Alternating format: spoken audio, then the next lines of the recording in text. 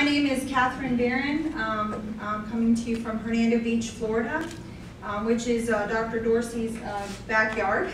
So hopefully we can do some working together at this point. I think that would be beneficial to everyone. Today I'm speaking on behalf of the commercial fishing families from the Gulf states. The commercial fishing community in Alabama, Mississippi, Louisiana, and Florida came together Tuesday and Wednesday to come together to demand some solutions during the Gulf of Mexico Alliance talks. Although BP has capped the oil, unresolved problems persist, such as the environmental and health effects of the chemical dispersants, the difficulty of processing claims, the unfair hiring practices of the BP Vessels of Opportunity program, and the lack of jobs. The commercial fishing community is seeking solutions from federal agencies such as yourselves, governors of all the Gulf states, local municipalities on these issues. After April 20th, 2010, over 30,000 commercial fishermen and seafood industry-related jobs were lost due to the BP oil spill disaster. Shrimp factories, processors are refusing to buy daily catches due to the perception of health hazards regarding Gulf seafood. The health of the Gulf Coast fisheries are forever altered, as the 2 million gallons of chemical dispersants have been sprayed. Studies have shown dispersants mixed with oil are more hazardous than oil itself due to the ability of the spawning fish to consume these small droplets of oil. The BP claims process has also become increasingly difficult, as no documentation is given to claimant individual claim amounts. They've decreased by 80%. Regarding the Vessels of Opportunity program, the majority of the local commercial fishermen have not benefited from these cleanup jobs, as the out-of-state workers and recreational boats have been hired. The commercial fishing community from Alabama, Mississippi, Louisiana, and Florida are asking the following solutions regarding the oil spill cleanup. We want the fisheries closed, these waters, until the harvest includes chemical dispersant testing. This needs to be done. This is crucial to keep everyone safe.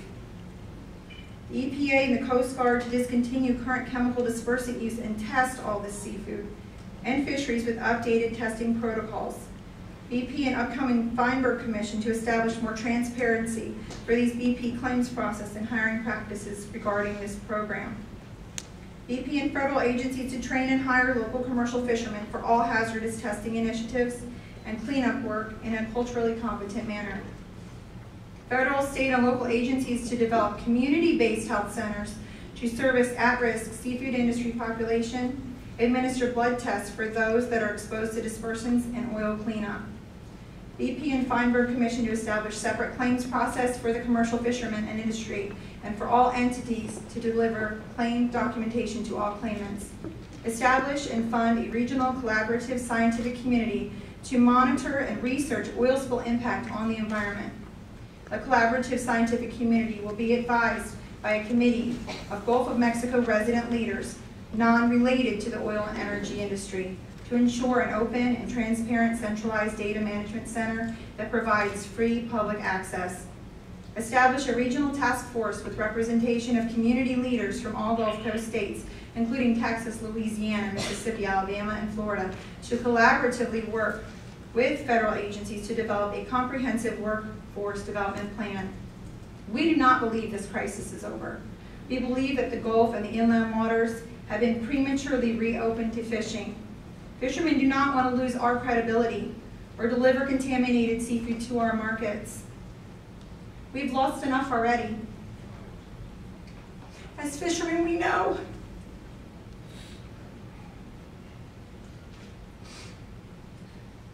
that the use of these dispersants are dangerous. They're killing our Gulf, and they're being hidden under the rug. We do not want to take a chance on making our community and our country sick.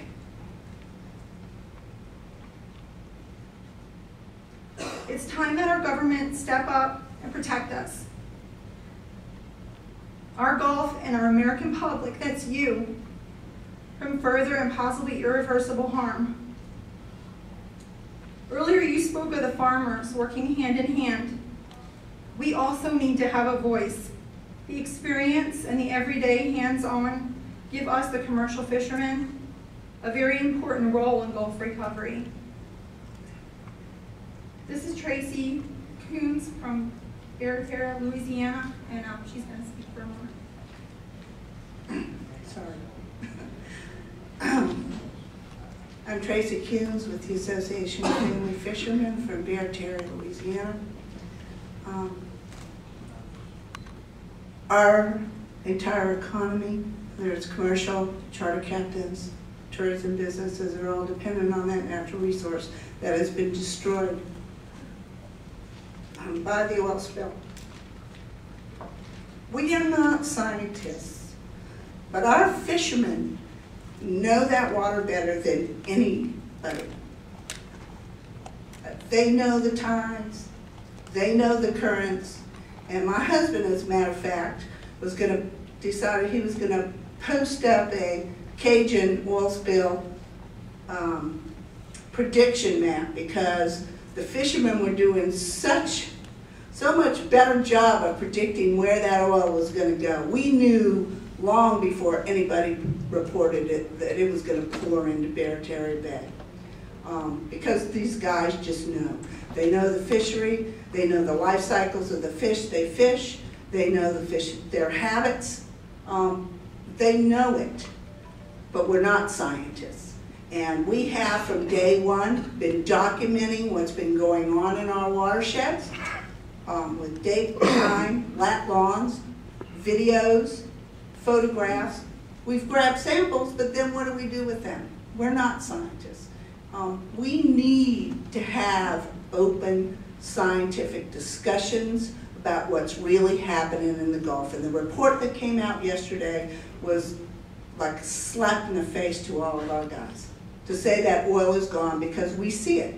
We see it all over the bottom. We see it suspended through the water column. We see it on top of the water behind our homes as just a sheen. It's just there all the time. You could drop Dawn dishwashing liquid in and then you'll see it. The fishermen know the water looks weird and funny. They know it's oil there. Our past experience with oil spills within our basin, you can't leave it down there. It kills the bottom, and you can't work in those areas for years to come. We know this from experience.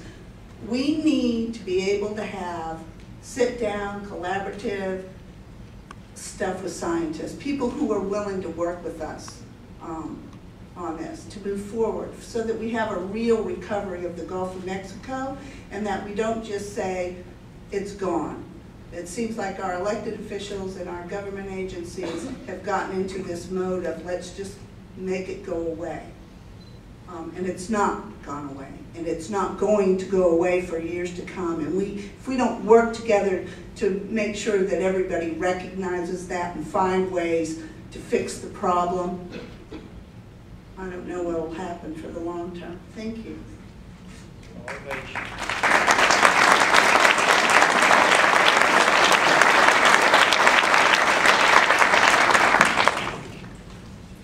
Hello everyone, my name is Tal Vu. I work at Mercy Housing Human Development, a nonprofit organization in Gulfport, Mississippi. I'm also a coordinator for the Mississippi Coalition for Vietnamese American Fisher Folks and Families. We represent the Vietnamese American commercial fishermen here on the Mississippi Gulf Coast. Fisheries may not be a viable option for many of the commercial fishermen for much longer. For example, one fisherman recently reported to our group that he spent one entire whole day trawling, and he only caught in that whole day 22 shrimp. Many of the fishermen are asking, where is the shrimp? And furthermore, processors are very reluctant to purchase any seafood because of perceived risks of health risks and hazards.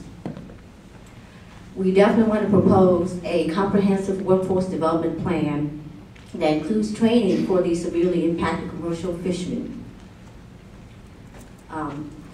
For example, getting them the necessary training so they could do much of the coastal restoration work that will be proposed under Secretary of Navy Ray Mabus' plan.